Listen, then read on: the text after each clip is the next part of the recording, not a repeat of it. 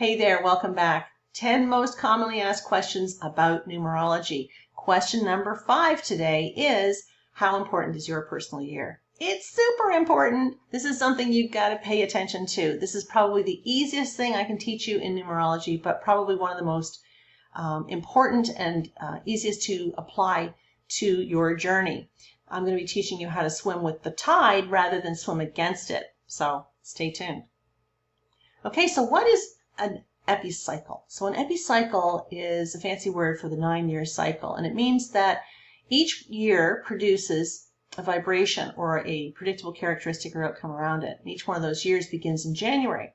So January 1st, you get a full cup of whatever your personal year is, and for every day that goes by, you're going to get a little blast of that. So for example, if you happen to be in a 1 personal year, you're going to get a 1 full cup in January. It's going to roll over your calendar until you get to about September, October, and then you don't feel it quite as much because it's making room for the next energy to come in, which would be the 2 personal year. So we start to shift a little bit in the fall, so we can get prepared for the next year. Okay, so each year begins January 1st, ends December 31st, and starts again in January again. All right, so how do we determine our personal year? So step 1, we have to determine the universal year first. So as I'm filming this, this is 2020. So 2 plus 0 plus 2 plus 0 equals 4. So we know that the universal year is a 4. So just a bit of a side note, whatever our universal year is, provides us with a bit of an umbrella of that energy. So even though you might be in a 3 personal year, the universal year is going to still have an effect on you. Okay, so the 4 universal year this year is about developing a foundation for yourself. It's about developing good habits. It's about creating a plan for yourself and looking at your life moving forward, looking at your finances, making sure that they're in good order, looking at your home. Is this really where you want to live? Is this, what you really want? Things like that. So 2020, as you might know, it's the year of the pandemic. So it asks us to revisit, rethink, review, revise. It's re this year. So it's causing us to kind of step back and sit back and take a look at our foundations, whatever our foundations mean to us. So step 2, after we've discovered that our universal year, in this case, is a 4, we're going to add your month of birth to your day of birth to the universal year. So let's see how that looks. So let's take March 25th, for example. So March is the 3rd month. So we're going to bring that down as a 3. 25th day, 2 and 5 equals 7. Bring it down as a 7. 2020 is a 4 universal year. Bring that one down. So when we take 3 plus 7 plus 4, it comes to 14, and 1 and 4 equal 5. So this person, March 25th, has a 5 personal year this year. So let's see how they roll out. So if you happen to be, let's take a look up here. If you happen to be up here in a 1 year, a 1 personal year, the universe is naturally going to give you lots of energy, physical, mental, emotional, and spiritual energy to get the job done. They want you planting seeds. They're giving you the energy necessary. They're giving you opportunities for new beginnings, new things. So this is a really vibrant energy. It's go time. And what you'll find is that a 1 personal year, you're thrown forward with lots of energy, but when you come into that 2 personal year, we roll it back. So they're asking you to kind of be a little bit more patient. So the 1 personal year, new beginnings, new opportunities, new things. It's the beginning of a cycle, lots of energy. But remember what I said, we start in January with a full cup. So let's say, for example, you're in a 1 personal year. Every day you're going to get that influence of the 1 personal year until we get to September, October, and then we know that we're going to start shifting into the 2 energy, and we start getting tired. Because the year of 1 is all about you. It's not that you don't care about anybody else. It's just that the year of 1 is going to be all about your self-interest, okay? As we move into the 2, it becomes less about you and more about you and one other person. Okay, it becomes about partnership. Stands to reason it's a 2, right? So we move into the 2. So it's about connecting with other people. It's about relationships. It's one-on-one things. So it could be you and a coworker. It could be you and your spouse. It could be you and one of your children, or you and a sibling, that sort of thing. But you're tired this year. Remember, you're kind of taking a bit of a time out. You're sitting in your timeout chair and you're resting and you're restoring. You're not feeling very social this year. You're not feeling the same vibrancy that you had the year before because you're tired, right? So there's no point in trying to punch your way through that personal year of 2, Because if you try and do that, you're going to find yourself exhausted going into your year of 3 when you need the energy, right? So you've got to listen up and kind of take that time out in your personal year of 2. Expect that things will not roll out as quickly in a year of 2 as they would in a year of 1. They're not meant to, okay? You're only meant to sort of nurture what you started the year before. Okay, now let's move into our energy of the number 3. So the 3 personal year is going to be about creativity, and it's about self-expression, and it's going to be a lot more social. Remember, year of 1's about you, year of 2 is about you and one other person, and year of 3 brings in the crowd. Okay, so you'll be a lot more interested in being a little bit more social. However, your focus isn't going to be great, okay, in a year of 3, because the universe is going to be downloading all kinds of crazy ideas into your head. You know, all kinds of possibilities for you, and you'll be like kind of a little overwhelmed with all the different options that are available to you. I could do this, I could try that, I could do this, oh wow, you know, all these different things. All you're really meant to do is express your thoughts to your friends and family, okay? So it's about creativity, it's about self-expression, it's about expansion, it's about entertaining all these ideas that you're exploring right now.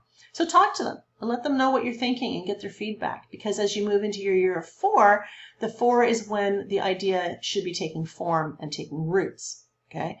So in the year of 4 is going to bring back your focus in a crazy way, okay? So you have to be very careful with the year of 4 that you don't ruin your focus with focusing on things that aren't within your best interest. So for example, if you're meeting an obstacle, for example, you're trying to get something going, you planted a seed in the year of 1, and damn it, you wanted the thing to have some really solid roots this year, but this obstacle is coming in the way, and this limitation and you know, all these things are happening to kind of slow you down a little bit. If you place your focus on that, and it is very common to do that, if you place your focus on what's not right, anything you give your energy, attention, and focus to going to get bigger, right? So we have to be very vigilant with our focus to make sure that we are focusing on what we are trying to create rather than the obstacle that's holding us back, okay? So the 4 is about getting organized. It's about coming up with a plan. This is a step-by-step actionable year, okay, where you need to sort of, you know, put a plan into place. Now I should pause on this note for a second to say that if your life path number is the same as your personal year, you're going to feel that personal year more intensely than somebody else. So for example, my life path number is a 7, so I don't feel the 4 personal year as intensely as I do the 7 personal year. But if you happen to be a 4 life path number, then the 4 personal year is going to be even more of a challenge for you to maintain a positive focus. And given the fact that if you're watching this in 2020, we're looking at a 4 universal year. So you've got a 4 universal year, a 4 personal year, and a 4 life path number. So that's a lot of 4 energy, right? So we want to make sure that you are focusing on what you want to create rather than what you don't want to create. Remember, this is the year of manifestation, okay? It really is. It's a great year to put some solid roots into the ground that will serve you well into the future. So do not waste a minute of time in a negative victim mentality. As you move into your year of 5, you're going to find, as you shift out of the 4 in the fall and you move into that 5 energy, you're going to find things lightening up a little bit. The 4 causes us to be a little bit stuck on our security. You know, we might be afraid we don't have enough money, so we don't spend any. You know, we might just feel a little stuck. But when the energy of the 5 comes in, it's a really dramatic shift, and it causes you to feel a little bit freer, because the 5 is all about change and unexpected events and your freedom. It's a year that you're going to have to be a lot more flexible, resilient, and adaptable in the face of change. Change will happen. The unexpected will happen. Trust me, I'm in a 5 personal year this year, and I didn't see half of what was coming.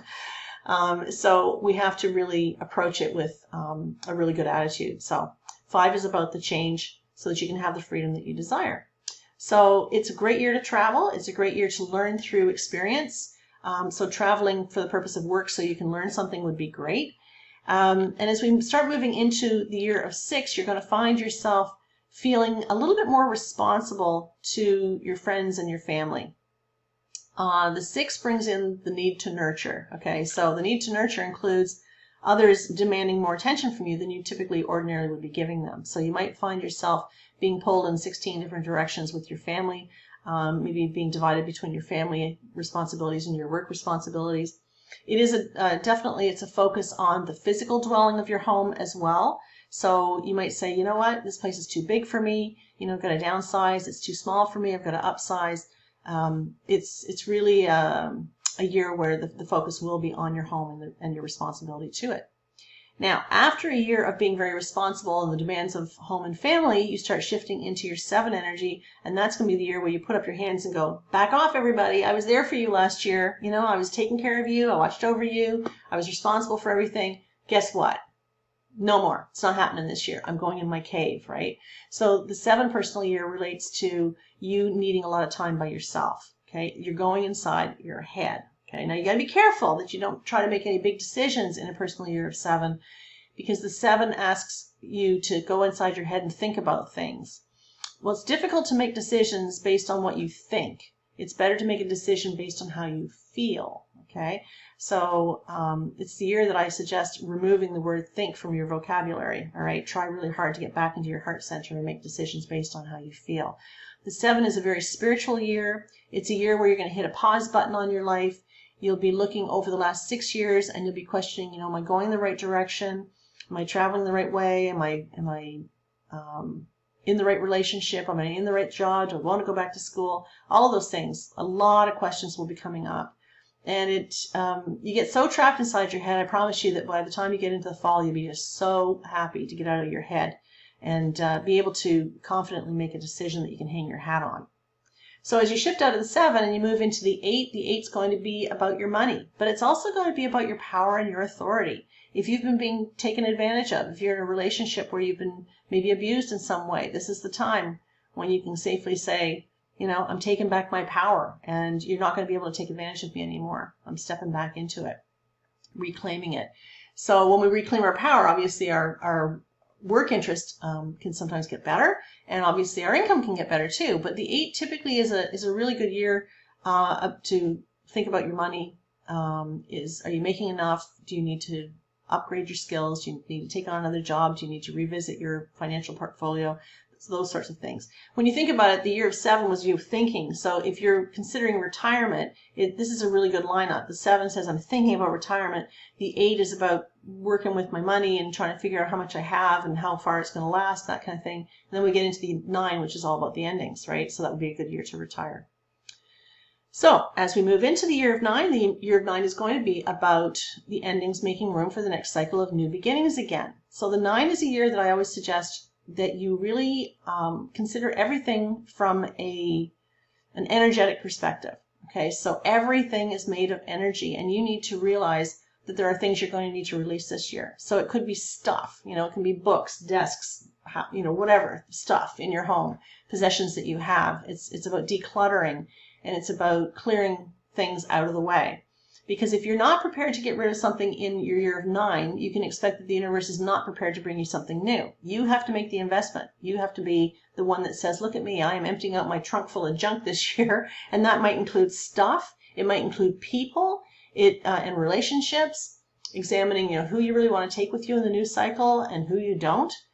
This is the year to release them. It's also about getting inside your head and checking in with you and seeing, you know, what limiting beliefs do I have about myself that are holding me back? I don't want to take those limiting beliefs with me into my personal year of 1, so I better release them here in the year of 9. So that gives you a pretty good view, a rather quick view, of what you can expect in your 9-year cycle. I think that you can see that this is a really valuable tool because it helps you to understand what you're going to be feeling and the things that you can be tackling in that particular year, what's coming up the next year. So I find it really good if you can kind of work the exercise backwards so that you can kind of take a look back on a year that maybe was really challenging. See what personal year you were in. That'll give you some clues as to how you responded to that year last time. And if it wasn't such a great response, maybe it gives you a chance to look at it a little differently this time around. And so that's it. Where can you learn more? Well, you can check out my website at AnnPerryNumerologist.com. I've got a great resource page there. There's some videos in there. There's all kinds of worksheets and things that you can work with if you want to take this a little bit further. You can check out my YouTube channel. There's over 150 different videos in there and more going in every day. I've got my Facebook page, which is Ann Perry Numerologist. I've also got a Facebook group for the Master Number 11s. And if you check out my website, under services, you'll find a link to my courses. I've got all kinds of really cool courses in there. Lots of them are free as well. So check it out. So what's coming up after this video? Well, we're going to be looking at number 6. Why do I keep seeing repeating numbers? Don't they drive you crazy? What the heck do they mean? So I hope you'll tune in for that video. I'm looking forward to seeing you then. I'm hoping you're having a great day. Take care and bye for now.